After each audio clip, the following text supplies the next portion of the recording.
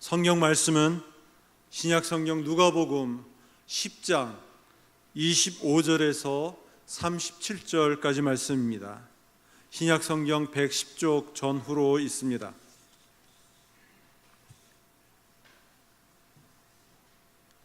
누가복음 10장 25절에서 37절 말씀을 한 목소리로 함께 하나님의 말씀을 봉독하겠습니다. 어떤 율법 교사가 일어나 예수를 시험하여 이르되 선생님, 내가 무엇을 하여야 영생을 얻으리이까? 예수께서 이르시되 율법에 무엇이라 기록되었으며 내가 어떻게 읽느냐? 대답하여 이르되 내 마음을 다하며 목숨을 다하며 힘을 다하며 뜻을 다하여 주 너의 하나님을 사랑하고 또한 내 이웃을 내 자신같이 사랑하라 하였나이다. 예수께서 이르시되 내 대답이 옳도다. 이를 행하라, 그러면 살리라 하시니 그 사람이 자기를 옳게 보이려고 예수께 여짜오되 그러면 내 이웃이 누구니이까? 예수께서 대답하여 이르시되 어떤 사람이 예루살렘에서 여리고로 내려가다가 강도를 만나매 강도들이 그 옷을 벗기고 때려 거의 죽은 것을 버리고 갔더라. 마침 한 제사장이 그 길로 내려가다가 그를 보고 피하여 지나가고 또 이와 같이 한 레위인도 그곳에 이르러 그를 보고 피하여 지나가되 어떤 사마리아 사람은 여행하는 중 거기 이르러 그를 보고 불쌍히 여겨 가까이 가서 기름과 포도주를 그 상처에 붓고 싸매고 자기 짐승에 태워 주막으로 데리고 가서 돌보아 주니라. 그 이튿날 그가 주막 주인에게 데나리온 2를 내어주며 이르되 이 사람을 돌보아 주라. 비용이 더 들면 내가 돌아올 때 갚으리라 하였으니 내 생각에는 이 세 사람 중에 누가 강도 만난 자의 이웃이 되겠느냐? 이르되 자비를 베푼 자니이다. 예수께서 이르시되 가서 너도 이와 같이 하라 하시니라. 아멘. 우리가 봉독한 말씀을 중심으로 천국의 비밀 2번째 시간입니다. 선한 사마리아인의 비유를 말씀 전하겠습니다. 유대인들이 갖고 있는 전통적인 학습법 중에 하브루타라는 학습법이 있습니다. 동반자라는 뜻인데요, 이것은 서로 이야기하며 또 질문과 대답과 토론하면서 학습하는 것이에요. 우리는 학습하면 선생님이 일방적으로 학생들에게 암기식으로 이렇게 일방적으로 가르치는데 서로 자기 갖고 있는 생각들을 있는 그대로 표현하고 또 듣고 대답하면서 학습하는 태도입니다. 최근 들어서 우리나라에서도 이런 토론식의 학습 태도를 많이 강조하고 있습니다. 그래서 교실이 대단히 시끄럽습니다. 또 도서관이 조용한 도서관이 아니라 시끄러운 도서관이라고 합니다. 예수님께서 당시 유대인들과 이야기할 때에도 이런 하브루타라는 이런 교육 개념을 도입해서 오늘 본 말씀에 보면 한 율법사가 예수님께 질문합니다. 또 예수님은 또 율법사에게 대답합니다. 질문과 대답을 중심으로 지금 토론을 하고 있는 것이에요. 그것을 통해서 무엇이 진리인지 또 확신케 하고 깨닫게 하고 있습니다. 어떤 율법사가 예수님께 찾아와서 묻습니다. 무엇을 묻고 있습니까? 어떻게 하면 천국 갈 수 있습니까? 이것이 한 율법사가 갖고 있었던 질문이었습니다. 어떻게 하면 천국 갈 수 있는가? 어떻게 해야지만 영생 얻을 수 있는가? 여기에 대해서 예수님께서 직접적으로 직답을 하지 않았어요. 그러면 성경은 여기에 대해서 무엇이라고 말하고 있는가? 이렇게 다시 한번 예수님께서 질문하셨어요. 성경은 우리에게 우리가 어떻게 천국 갈 수 있는가에 대해서 말씀하고 있습니다. 한 율법사는 그가 하나님의 말씀을 잘 알고 있었기 때문에 이 율법에 대해서 천국을 어떻게 갈 수 있는가에 대해서 하나님을 사랑하는 길입니다. 또 내 이웃을 사랑하는 길입니다. 이렇게 대답했습니다. 또 예수님께서 한 율법사에게 다시 묻습니다. 몰라서 묻는 게 아니라 깨닫게 하기 위해서, 또 확신시키기 위해서입니다. 그러면은 진정 내 이웃은 누구인가? 당신의 이웃은 누구인가? 이렇게 묻고 있습니다. 또 예수님께서 당신의 이웃은 누구인가를 얘기하시면서 천국의 비밀인 한 사마리아인의 비유를 언급하고 있습니다. 여러분, 우리는 종종 내 이웃은 누구인가 이렇게 질문해 볼 수 있습니다. 유대인의 전통에 의해서는 하나님을 사랑하는 길, 이웃을 내 몸같이 이 사랑하는 길이야말로 하나님께서 천국 백성에 주시는 가장 귀한 말씀이다. 이것은 추상적인 것이 아니라 실제적이다 라고 얘기하면서 유대인 전통에 의하면 이것을 어떻게 해석했느냐? 다른 사람에게 해로운 일을 행해서는 안 된다. 이것이 율법의 전부이며 나머지이다. 그 해석일 뿐이다 라고 얘기하고 있습니다. 다른 사람에게 피해만 주지 않아도 보이지 않는 하나님을 사랑하는 길이고, 또 내 이웃을 내 몸과 같이 사랑하는 길입니다. 예수님은 이 질문을 하시면서 한 율법사에게 원하시는 것이 있었습니다. 자신의 부족함을 깨닫게 하는 것이에요. 그러면서 자신이 갖고 있는 영적 결핍이 무엇인지를 알게 하기 위해서입니다. 이것은 오늘 이 시대 저와 여러분에게도 마찬가지입니다. 우리는 하나님의 말씀을 듣지만 영적인 불감증에 있습니다. 주의 말씀을 들어도 감동을 받지 못합니다. 진정 무엇이 중요한지, 참된지를 우리에게 깨닫게 하기 위해서 오늘 우리에게 주님께서 말씀하고 있습니다. 먼저는 33절 말씀해 보면은 내 이웃이 누구인가에 대해서 예수님께서 한 비유로 이렇게 말씀하고 있습니다. 어떤 사마리아 사람은 여행하는 중 거기 이르러 그를 불쌍히 여겨라고 말하고 있습니다. 여기서 불쌍히 여겼다. 누가복음에만 등장하는 언급입니다. 이것은 예수님께서 갖고 있는 태도, 마음의 태도였습니다. 예수님께서는 불쌍히 여기셨어요. 긍휼히 여기셨습니다. 오늘 이 시대 가운데 잃어버린 사람들의 마음은 긍휼히 여기는 마음입니다. 한 사마리아인이 불쌍히 여겼다라고 말하고 있습니다. 어떤 것을 불쌍히 여겼는가? 한 강도 만난 자를 불쌍히 여겼습니다. 한 강도 만난 자, 어떤 사람이었는가? 예루살렘에서 올라와서 여리고로 내려가는 노중에 강도들을 만나서 모든 것을 잃고 거반 죽게 되었습니다. 예루살렘은 해발 800m 고지에 있었고, 또 이 여리고는 28km가 떨어진 해수면 한 200m에 있습니다. 거의 1000m 되는 이 차이의 고도 속에 예루살렘에서 또 여리고로 내려가는 노중에 있었습니다. 거기에는 강도들이 많이 있었다고 합니다. 주로 예루살렘에 올라갈 때 여러 가지 많은 물자들을 가지고 올라가고 또 돈을 가지고 올라가기 때문에 오고 가는 사람들을 몰래 숨어 있다가 강도질을 하는, 또 도둑질하는 이 강도들이 많이 있었다고 합니다. 그래서 한 사람이 그만 강도들을 만나서 소유를 잃고 또 거반 죽게 되었습니다. 여기서 대부분 위험한 곳이다 보니까 한 사람이 다니기에는 쉽지 않습니다.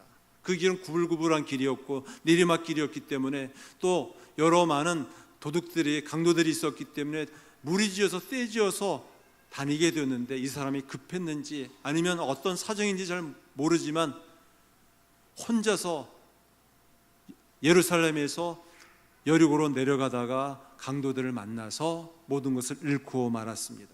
거반 죽게 되었어요. 근데 그 길을 지나가는 사람이 있었습니다. 한 사람은 레위인이었어요. 또 다른 사람은 제사장이었습니다. 이 두 사람은 다 그를 보았지만 피해 갔다라고 말하고 있습니다. 제사장은 그를 보고 피해 지나가고, 또 레위인도 마찬가지로 보고 피하여 갔다라고 말하고 있습니다. 제사장과 레위인은 성전에서 직무를 행하는 성직자들입니다. 여러 가지 이유가 있었습니다. 성직이었기 때문에 예루살렘 성전에서 이 예배를 드려야 하기 때문에 부정한 것을 가까이 하면은 부정하다라고 하였기 때문에 이 부정한 것을 만질 수가 없었기 때문에 보고 지나갈 수도 있습니다. 또 여러 가지 불이익이 있을 수 있고, 또 다른 강도떼를 만날 수 있기 때문에 보고 스쳐 지나갈 수 있었습니다. 그러나 그냥 지나갔어요. 그러나 세 번째 사람, 사마리아 사람이 그 길을 지나가다가 그를 보고 불쌍히 여겼다라고 말하고 있습니다. 예수님께서는 한 사마리아인의 그 긍휼히 여기는 마음, 불쌍히 여기는 마음을 지금 부각시키고 있습니다. 언급하고 있습니다. 예수님은 마음이 아파하고 고통당하는 사람을 볼 때마다 불쌍히 여기셨어요. 측은히 여기셨습니다. 때로는 가슴에 안고 함께 울어주기도 하였습니다. 이것이 주님의 마음입니다.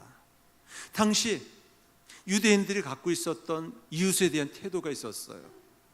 출애굽기 23장 5절 말씀에 보면은, 내가 만일 너를 미워하는 자의 나귀가 짐을 싣고 엎드러짐을 보거든 그것을 버려두지 말고 그것을 도와 그 짐을 부릴지니라. 미워하는 사람이 짐을 싣고 가다 그만 짐이 엎드러지고 말았습니다. 그러면 대부분 어떻게 할까요? 미운 사람이니까 잘됐다, 그냥 스쳐 지나가고 말 겁니다. 그런데 그것을 그냥 버려두지 말고 그를 도와 짐을 다시 실어 주어라. 이웃에 대한 태도를 이렇게 강조하고 있어요. 그런데 이런 태도가 유대인들에게만 국한한 것이었습니다. 자기 동족에게만 국한한 것이었어요. 이방인들에게는 이것이 적용되어지지 않았습니다. 자기 유대인들에게 있어서는 짐을 싣고 가다가 그것이 엎드러질 경우에는 미운 사람이라 할지라도, 아무리 자기가 미운 사람이라 할지라도 그것을 도와서 다시 일으켜 주어라. 이것이 이웃에 대한 이 사랑의 명령이었습니다. 사마리아 사람은 어떤 사람인가요? 이방 사람입니다. 더욱이 이스라엘 사람들이 가장 싫어하는 사람이에요. 상종하고 싶지 않은 사람입니다.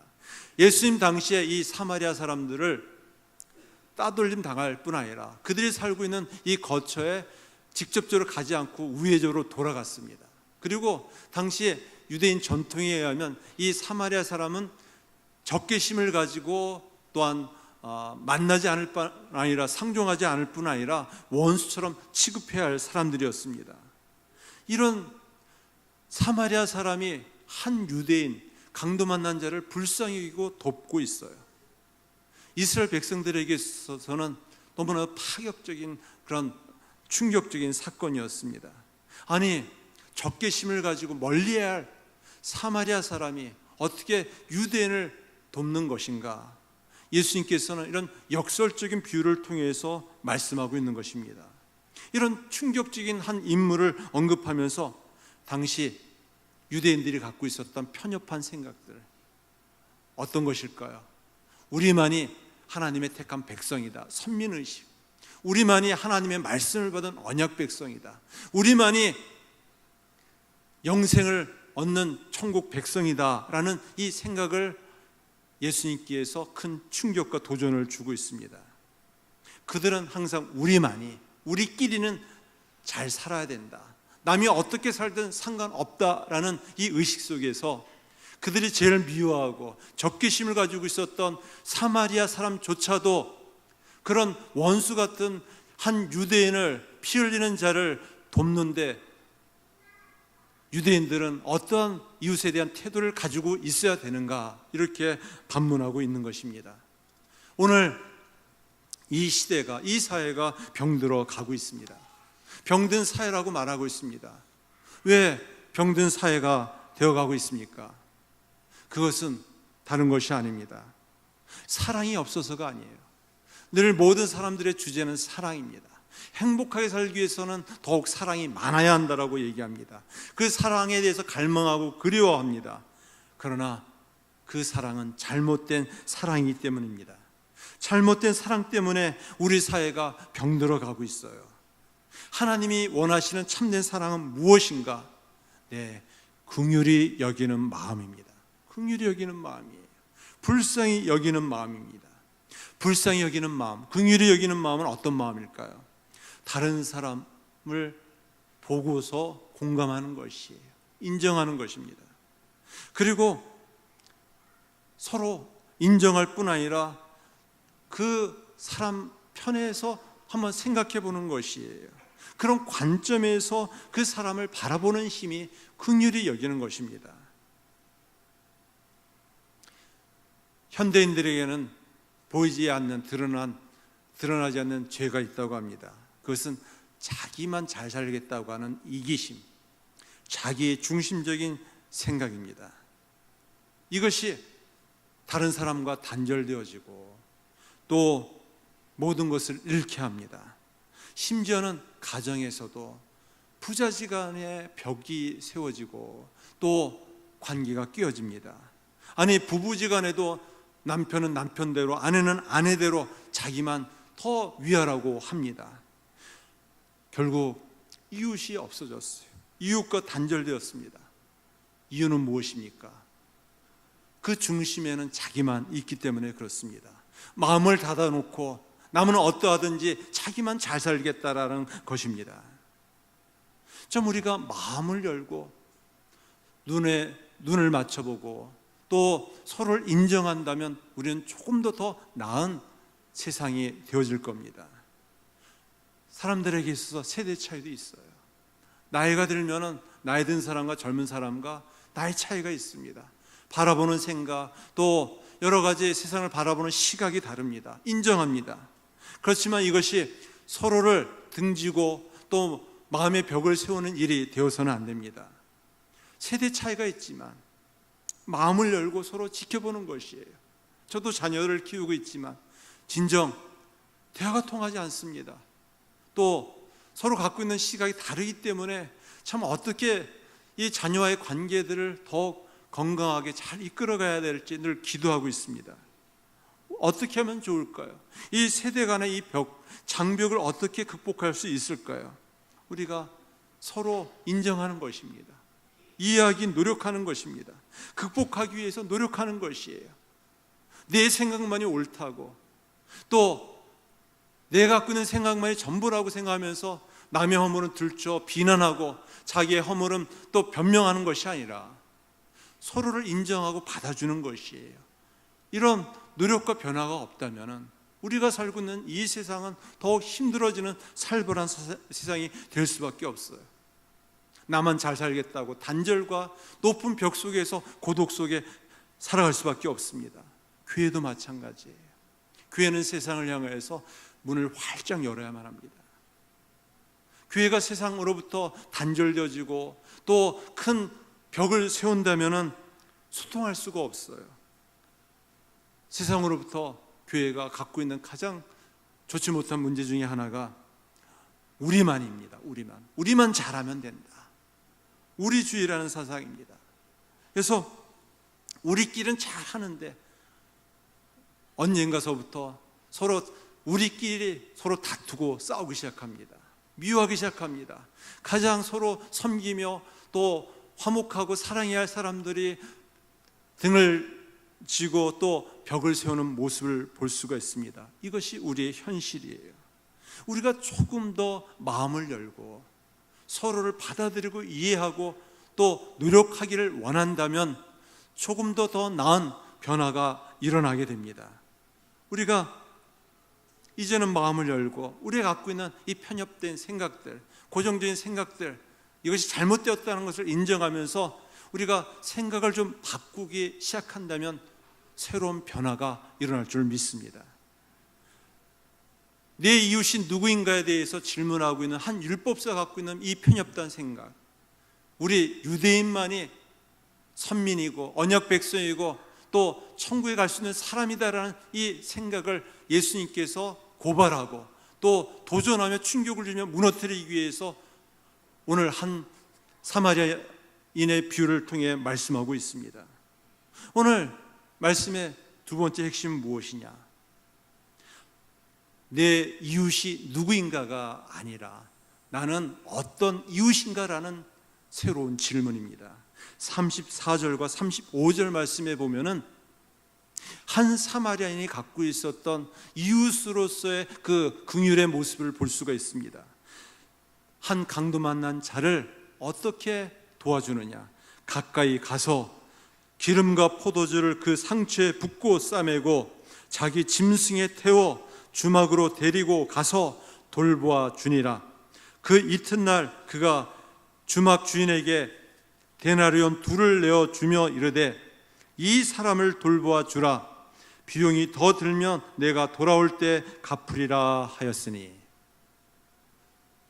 한 사마리아인이 보여주었던 긍휼의 실제적인 태도, 제사장, 레위인, 성직이었지만 하나님의 사랑을 실천하고 몸소 이웃사랑을 실천해야 될 그들은 외면하고 도피했지만 한 사마리아인, 적개심을 품고 원수처럼 취급했던 그는 오히려 상처 입은 강도 만난 한 영혼을 극진히 정성을 다하여 돌보는 것을 볼 수가 있습니다.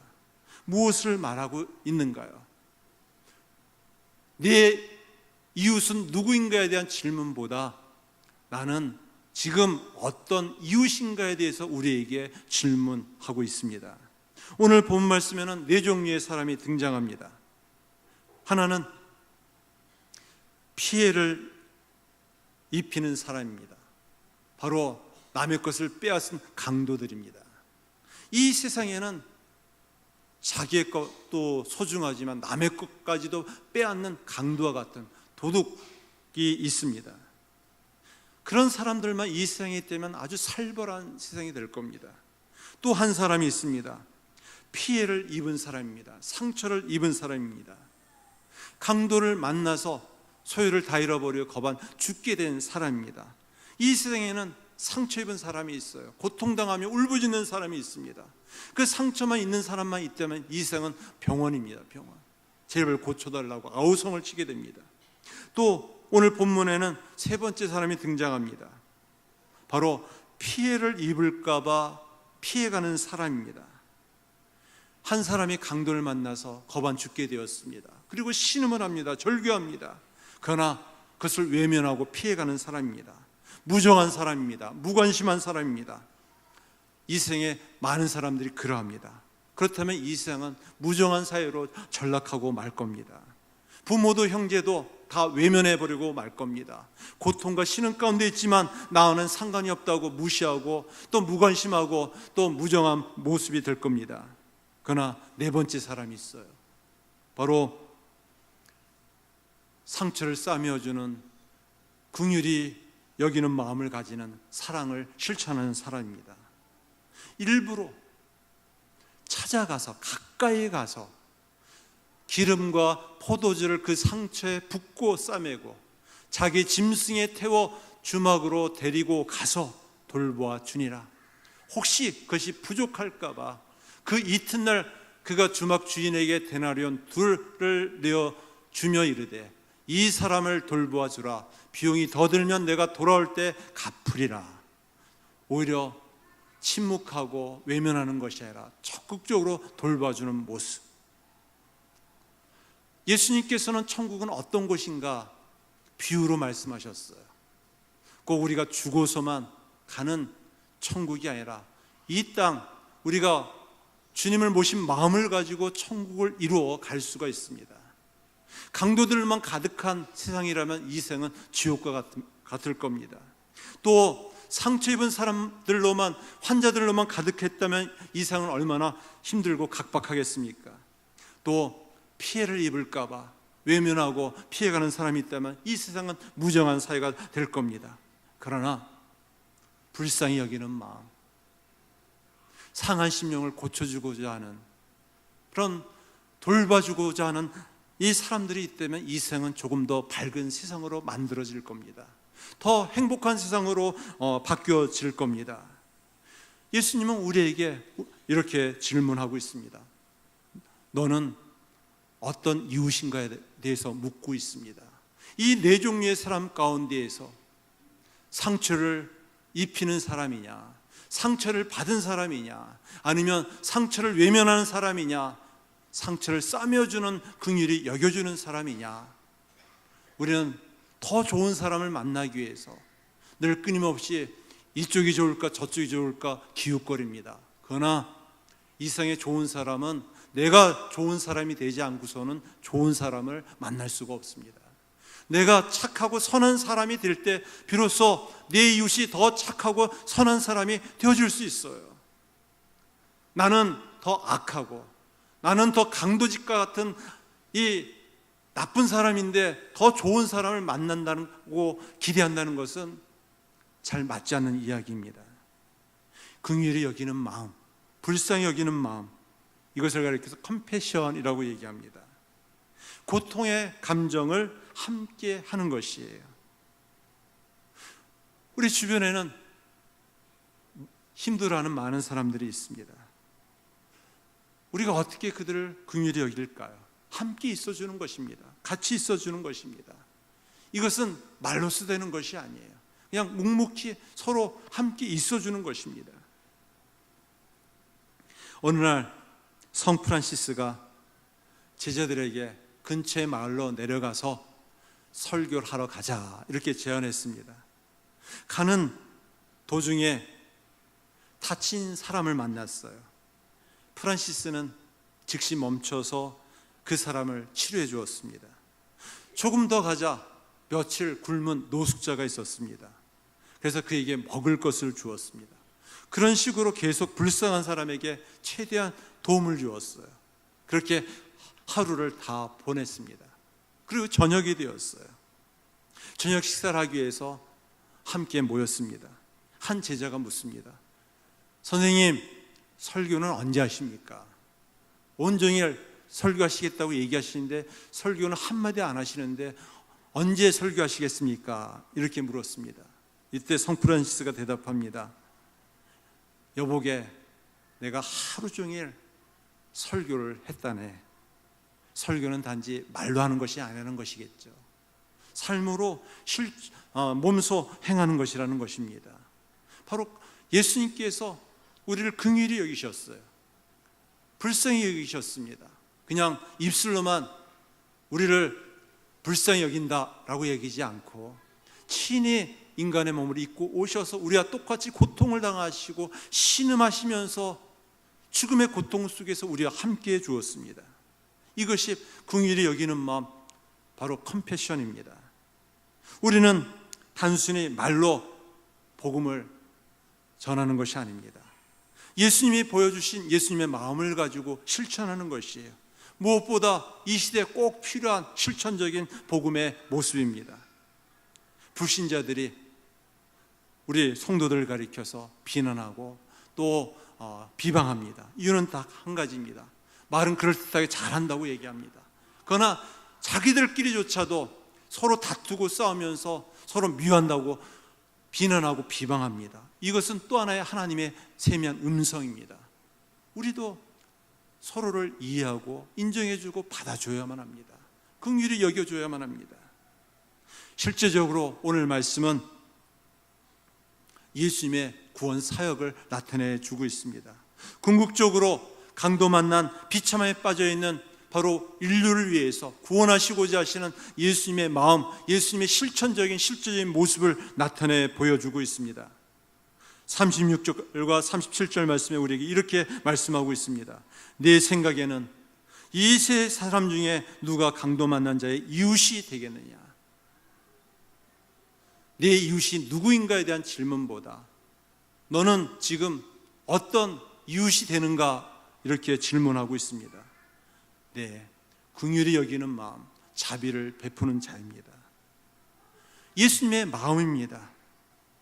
강도 만난 우리 인간을 회복시키기 위해서 죄로 말미암아 영원한 심판을 받게 된 우리를 구원하시고자 하는 이 긍휼의 마음을 가지고 우리를 싸매시고 고치셔서 우리를 회복시켜 주셨습니다. 또한 예수님을 따르는 제자들이 그런 삶을 살라고 우리에게 말씀하고 있습니다. 가서 너도 이와 같이 하라, 이렇게 명령하고 있습니다. 이 땅에 오신 예수님을 통해 이루어질 천국이 어떤 것인지를 오늘 사마리아 비유를 통해 우리에게 친히 나타내 보여주셨습니다. 어려운 사람을 도와주는 작은 행동 하나, 이것은 보잘것없는 작은 것이지만 오히려 그것이 손해가 되고 불이익이 되는 부분이 있겠지만 그것은 천국의 한 부분임을 우리에게 일깨워 주고 있습니다.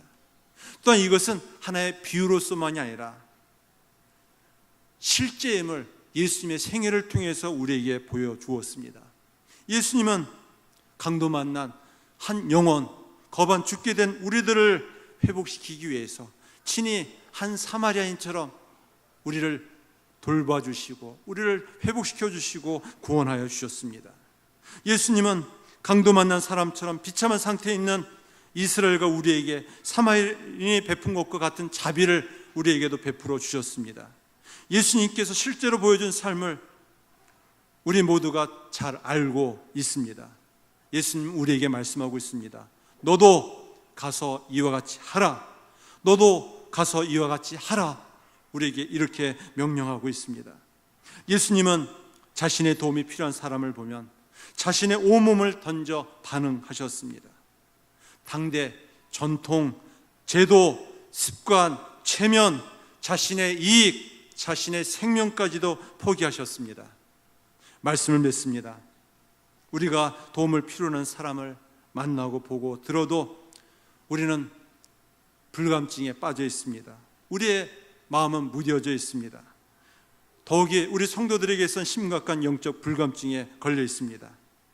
오늘도 우리에게 가장 절실한 필요한 기도 제목이 있습니다. 하나님, 우리에게 긍휼한 마음을 부어주세요. 내가 더 좋은 이웃이 될 수 있게 해주세요. 더 좋은 이웃을 만나기보다 내가 더 좋은 이웃이 되어질 때 이 세상은 조금 더 바뀌어져 갈 수 있습니다. 이 세상은 점점 더 병들어 가고 있어요. 비참해지고 살벌해져 가고 더 비인간화 되어져 가고 있습니다. 하나님의 형상을 입은 영혼, 그러나 상처 입은 영혼들입니다. 우리가 선한 이웃이 되어줄 때, 예수님의 사역을 드러낼 때 이 세상은 좀 더 나은 세상이 되어줄 줄 믿습니다. 단지 형식적인 종교적인 의무에 매여있는 그런 무기력한 삶이 아니라 우리의 삶으로 긍휼히 여기는 마음을 가지고 천국을 이루며 확장해 나아갈 수 있는 우리 모두가 되어지기를 다시 한번 간절히 축원합니다. 기도하겠습니다. 하나님 아버지, 감사합니다. 우리의 편협된 생각, 이기적인 자기 중심의 생각을 내어놓게 하여 주시고 열린 마음을 가지고 서로 함께 더불어 인정하며 더 좋은 이웃을 만나기 위해 애쓰기보다 내가 더 좋은 이웃이 되기 위해 힘쓰는 자 되게 하여 주시옵소서.